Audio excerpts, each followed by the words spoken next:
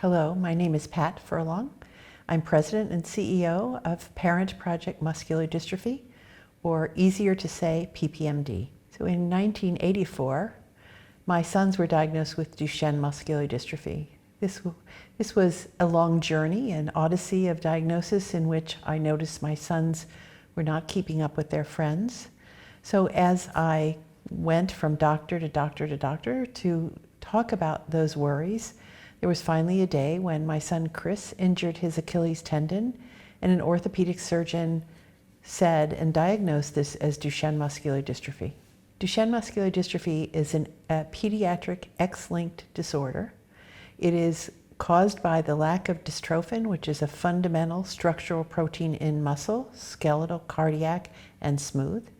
And it results in the loss of muscle over time. So the natural history of this disease is that boys are born looking quite normal because it's X-linked. It's primarily men or boys. Over time, they lose the ability to walk. As this disease progresses, they lose the ability to lift their hands to their mouth or above their head, and the mean age of death is the third decade. So dystrophin is a skeletal muscle protein, again, found in all tissues of the body. It is one of the largest proteins in the human body, in the human genome. And this protein is thought to do many, many activities. The primary one is it's a shock absorber.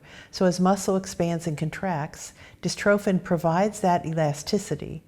Without the elasticity or the function of dystrophin, the muscle cell membrane gets holes in it just because of the pull of the contraction. And because of the tears in the muscle cell membrane, this causes calcium and other things to leak inside the muscle, causing the muscle to further degenerate. Then the muscle basically dies, commits suicide, if you will. Apoptosis occurs, which brings in the immune system and the inflammatory markers to really clean up the mess left from the cell death. We know that the boys are born with a high CK. This is an enzyme given off in the blood that indicates damage. So they're born with a CK level that's about 10 times above normal. And once they start moving around, that CK elevates again to 20 or 30 or even 100 times normal. So what we see is with exercise or with normal activities of daily living, the amount of exercise in terms of contraction and relaxation of the muscle really recruits, because of the cells being injured and dying, it recruits that inflammatory component so that we have this inflammatory disease going on in parallel to the loss of dystrophin. So most of the time that families notice their children aren't keeping up with their peers or aren't interested in the same activities like jumping or running, the diagnostic odyssey begins with those worries. The mean age of diagnosis at this point in time is between the ages of 4 and 6 years old. At that time, what we see is those children can't keep up with their peers. They do walk. They might attempt to jump. They usually don't lift both feet off the ground. They pull themselves up on stairs using their arms. And so this is considered the early ambulatory phase. This is diagnosis to about 8 years old when we see a plateau in these children. When the plateau occurs, they may stay there for a year or two, but by the age of 9, they're starting on the decline phase, which is called the late ambulatory phase. In late ambulatory phase, we see a slowing down of this young man. If he was trying to play sports, he would not be playing sports anymore. Usually what we see on stairs is now, instead of walking and pulling up with using one rail, he's going to use 2 rails. He's going to use his arms to pull himself up those steps. Or he's going to take one step at a time, usually with the dominant leg. So he will use the right leg or the left leg as the single and not alternate feet. So this is the late ambulatory stage. You also will see in the late ambulatory stage where he'll widen his gait. So he will stand. We often say stand and lean, because he'll use that dominant leg to lean on for strength. He'll also begin to protrude his belly. So this is called lordosis, and he will do that to shift the center of gravity back so that he can have more stability. That is the late ambulatory. As he gets into the early non-ambulatory, the falls are much more frequent in that late ambulatory phase, and now he gets into more frequent falls, more risk. So then we'll see these young men use a wheelchair and maybe be able to walk around their house. So they may be able to walk room to room in their home, but parents and they because they're cautious and worried about falling, are going to use the chair for the most of the time. It's at that moment in time that parents say their arms are also weak, because you'll see them with their arms on their armrest and using a lot of elbow movement instead of using those deltoids to lift. And when they try to lift, they won't be able to use the deltoids, so they'll usually swing their body to lift that arm. And this is the early non-ambulatory phase. When you get to late non-ambulatory, there is very little arm function. There's function in the wrist and the elbow and the wrist, elbow, and hand. There's still some flexibility there. And they will then begin to use a lever method to eat. And the lever method is when they'll cross one arm, it'll be put under the elbow, and they'll use their fingers to lift that elbow because the deltoids are gone. And at that time, between the early non-ambulatory phase and the late non-ambulatory phase, they will begin to use nighttime ventilation, which is considered, it's a BiPAP, because what we're trying to do is increase expiration. So it's just looking at trying to expire the CO2. And they'll be using a cough machine because they have no more cough reflex. So when they get congested or the flu, you use a cough machine, which is a positive pressure machine that's done by mask that exerts a pressure and causes a forceful cough. So those are the things that are going to occur over time. The current treatment landscape of Duchenne muscular dystrophy is based on steroids, and that is because they are powerful anti-inflammatory drugs, although they cause significant side effects. So most of the clinicians will recommend that these children begin a regimen and a dose of a corticosteroid drug, sometimes at diagnosis at the age of 4, or certainly by the age of 6. So corticosteroids are used because of muscle breakdown results in acute inflammation and long-term inflammation based on muscle cell death. So we use sort of two approaches to therapy as we're thinking about it. One is to limit or decrease or remove the inflammatory components of this disease, and the other would be to replace dystrophin. As we look at the foundation of steroids, there are different doses and regimens, but in general, it's a daily dose of a steroid that acts as a hammer to the immune system. But what it also does is really affect behaviors and growth and bone. So this child doesn't now respond in normal growth and development. So the child is usually much shorter than all of his peers, shorter than his siblings if they're the same or different ages. He will also see fragility in his bones because those steroids harm the bone turnover, so they prevent it. So this child is at risk for fractures. It isn't unusual for us to hear about a fracture, a radial fracture of the arm, of the radius and ulna, because if they get really angry and try to punch a little table, keep in mind it's not very strong, but even a little tap will cause a spiral fracture, their radius and ulna. So, and then they're subject to long bone fractures if they fall. But I think one of the most profound challenges that occurred in the use of daily steroids is the impact on behaviors. Because we do know that dystrophin's in the brain, and some of these young children are considered on the spectrum. So they are likely to have sort of rigid behavior. So if they line up their little cars and someone gets one of those cars out of line, that usually results in some crying or a little bit of a tantrum. Well, steroids accelerates that by tenfold. So we see these boys on daily steroids, and the parents talk about the fact that they might be out in public, and without a known trigger, this young boy will stand up and start screaming and yelling and crying. And so the behaviors are exacerbated by the steroids. Again, in schools, when these boys are on daily steroids, they are prone to maybe throw a chair or maybe punch a little friend or hit a little friend.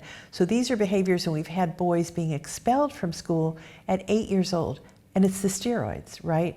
So these are backbone therapies for every single approach that has been done and will be done because of the inflammatory component of the disease. So the steroids have affected their whole quality of life for a mean change about protection of skeletal muscle function and walking 2 or 3 years younger or longer, and the trade-offs are all of those behaviors and the weight gain and the bone fragility. So I think Duchenne is a family disease because it affects every single member of the family. First of all, at diagnosis, there's overwhelming grief in the family, just trying to understand, what is this disease? What does it mean? What do we have to do as a family? Where do we have to go for treatment? Where do we have to go to see an expert in this disease? Because as we know, we live in all different places, and sometimes that expertise is not nearby. I think for the other children in the family, the attention has to go to this child just because of that child's needs. They need to see experts, they need to have tests, they need to take steroids. But I think as we see this going along, this is where sometimes the children have to stay in and help their brother. So they're sort of their protectors, so that's an added burden. And I've heard some of the siblings say, I feel alone and lost because of the attention that goes to my brother. Then they feel guilty that they would like some of the attention. So it is this. I will also say, and while we don't have specific percentages, most marriages don't stick, or partnerships, because of the attention one has to give to this child and the necessity of care. The relationships between husband, wife, partners, all of those become very, very difficult for the primary reason that we're all grieving, but we all grieve in different ways. So I think that is so difficult for families. And even as families grow, I know some of these children don't take a job because they need to be at home with these children and help around the family. Sometimes they choose colleges that are nearby so that they can help in times when this young person needs more assistance, because you might imagine as they lose function and can't lift their arms to their mouth, they need help with every activity of daily life, which is toileting, feeding yourself, combing your hair, turning over in bed. All of those functions will be lost over time. I think the burden of disease has several aspects. The burden of disease has the aspect of the emotional grief of watching a person you love decline. The second part of this, and equal to that, is the burden of trying to provide the best care possible in the midst of that grief. The third is, as a parent, you accommodate the decline that you see. And I think that there is a great deal of guilt associated with that, where I always explain it this way. In Duchenne, for me, there was this line of how much I loved my sons and how much I hated this disease. And often I had a foot in both camps. I hated the disease and what it did to all of us, especially my sons. And I loved them terribly. So I think we all go through a state of grief. And when my boys were diagnosed, it was grief is a process. It's not, it's a state. And when you hear the word Duchenne, you are in the state of grief for the next 25 years. When our sons were diagnosed with Duchenne, and my husband is a physician, we used to argue about, this is the worst disease I've ever seen. And he would argue with me that there are really other terrible diseases. I'm not sure we can compare diseases, or I don't think we can compare sorrows. But this disease, having slowly, progressively removing every single muscle cell, skeletal muscle cell in the body, is really heartbreaking, because all of the plans you have for your child can't be realized. And whether we as parents want to drive those wishes for these children who wish to be like their peers, they wish to play outside, they wish to ride bikes. None of that, first of all, it's all a risk, but none of that can happen because of the fact that they're going to lose muscle cells. So they may attempt to ride a bike, they may ride it slowly for a period of time, and then that will be lost. So as each activity is gained over time, it's also lost over time. So I think that's the most heartbreaking thing. And I think that the most painful loss, at least, is when the child realizes that his muscles are not normal, and that he sees his peers going on and doing all the things, and he's basically sitting, unable to participate. I don't think there's a family that's ever heard this word that doesn't pray to whoever they pray to, stop the disease right here. Because if you could stop the disease at any particular point, even in adulthood, right, then that person still has the function that's remaining. And I think for these little boys, now that we are working on getting newborn screening in the United States and across the world, if we could diagnose these boys and target that inflammatory process that accelerates as soon as these kids start moving, we maybe could see a time when we could promise these little boys a lifetime of function, maybe not playing sports or being professional sports, but they would walk and they would move. And interestingly enough, for boys who are non-ambulatory, we did a study of their priorities, and we asked them, now that you're using a wheelchair part or full-time, what is important to you? This may make you laugh, but what was important to them, they said, if we could stand, if we had enough core strength to stand and transfer from our chair to our bed, or if we had enough power to stand and go to the bathroom, that would be the world to us. So I think often we forget these incremental gains or preservation of that function of standing and going to the bathroom. Another important thing that we've learned is in terms of their priorities. They said, as adults, if you could stop this disease and preserve our hand and wrist function, which also goes away, then we could plug in our technology. We'd have enough force to plug in our technology, because if our phone dies or our computer dies, then we don't have technology. So minor incremental gains here of preservation of function. So stopping the disease at any point in time, leaving these individuals with the ability to take care of themselves or do things on their own would be amazing.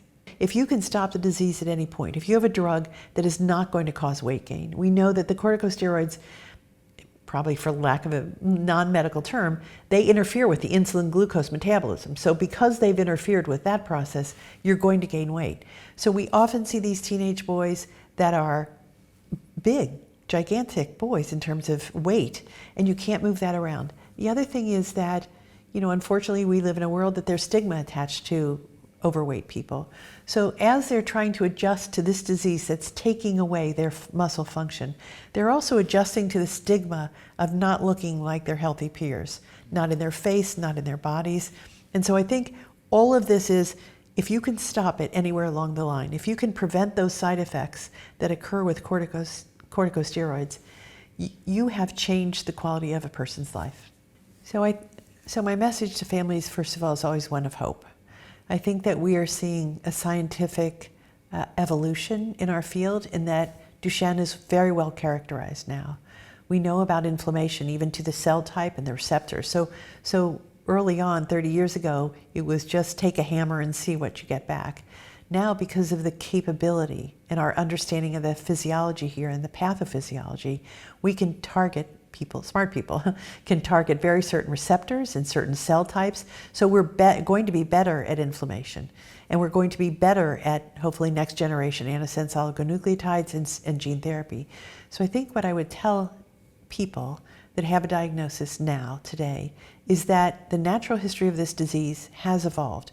With people now, my sons were off their feet at 9 years old. Now boys are walking with daily steroids. They're walking until 13 or 14 years old. So that's amazing, and living into the third decade. But now, because of our ability to really look specifically at inflammation and its targets and control for inflammation without the side effects, I think the natural history is going to change dramatically in the next few years, and time is muscle. So I think for families, starting with a steroid regimen that is hopefully has less on the risk side and more on the benefit side, and then layering on additional therapies so we get to this group or combination of therapies that halts disease progression. I think we can get there. I hope we can get there in these next 10 years. I think the scientific community has opened their doors to listen and understand the priorities of patients and families.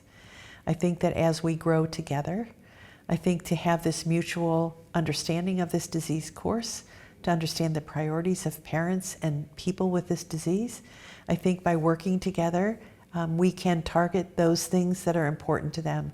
I also think we need to rethink clinical trials, because our outcome measures that have been used for the past 20 years may not be sufficiently appropriate to really understand, and we could move into using biomarkers to understand the change in physiology and how things are moving physiologically, because clinical trials are typically 12 months.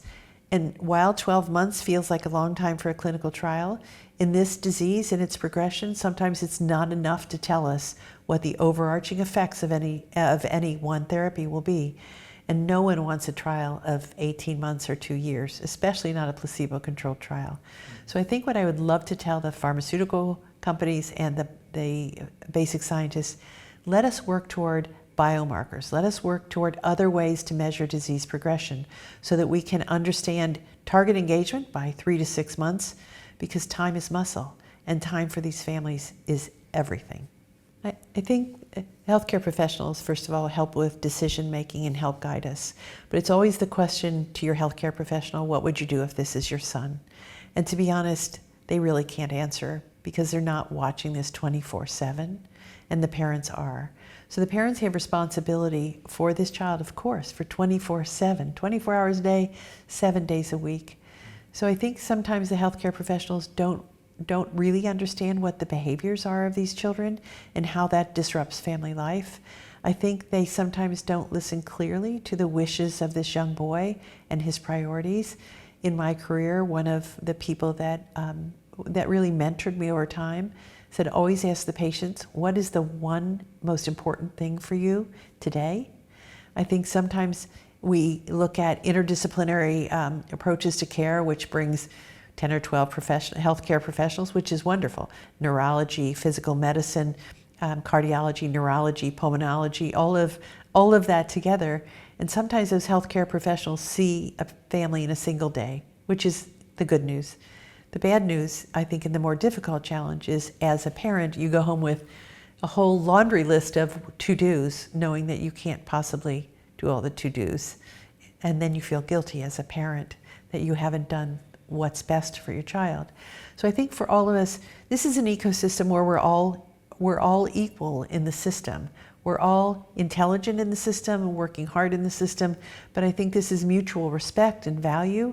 And I think understanding that and trying as healthcare professionals, helping, while you can't say, if this was my son, I'd do this, but I think you can help us and be more aggressive about, let's get the inflammation under control. Then let's consider what sequential or add-on therapies might look like.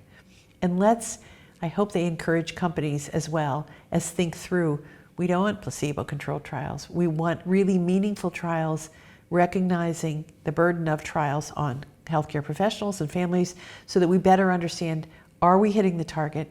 Are we reasonably likely to improve the quality of life of this child? So I think the one message is, take time to learn and listen and share what we know together. First of all, developing therapies is critical.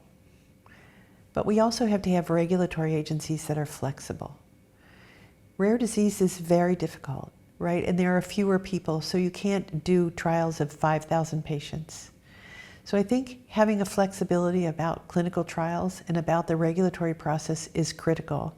I think understanding real-world evidence or real-world data is going to be critical to labels. So if you're doing a clinical trial with a certain cohort based on certain inclusion and exclusion criteria, and anyone, the company, is willing to expand that, both lower age and higher age, I think giving the flexibility of understanding that it's reasonably likely to create benefit if your cohort is demonstrating that benefit, because labels are really important. And that's for the payers, because the payers can easily say the cohort was ages 4 to 7, so I don't want to cover an 8-year-old. I think we have to be flexible in the way we think of regulatory science. I think we have to consider the pathways that are available to us, accelerated approval in the United States, conditional approval in Europe, and other regulatory agencies around the world. I think we have to, if I could create a deal with a regulatory agency, I would say if the biomarkers are changing and that is reasonably likely, that we have target engagement and it's reasonably likely over time to change the natural history or the trajectory of this disease, give us an approval, make a deal with us that we will collect real-world evidence for the next 3 years, and then we will present the full package to you for a traditional approval. I would also go to payers and say the same thing. The biology is changing. It means it's reasonably likely, given the trajectory of this disease, what we know, its effect across natural history, give us the benefit of covering and providing access to these individuals who need and deserve therapies. And then at the 3-year mark or some other mark, we will present a full package of real-world evidence of the overall impact. I just think we can't, the regulatory process is a very lengthy process, and for companies a very expensive process. But if we could get therapies to people more quickly, knowing time is muscle, and agree, and this would be as well for parents to agree, at 3 years, if this doesn't fit the approval process in terms of changing trajectory, the drug will be pulled. I think that while we can worry that parents are crazy or take anything, and I've heard some physicians say they'll take anything, it's not true. I think try is a good idea. They will try anything. They will certainly join clinical trials. They will join research studies, but they want therapies that are effective, and they are full partners in trying to make sure that they understand them. For example, in our steroid, they do not like steroids, and there are people that really delay that decision because they're looking at the benefit-risk equation.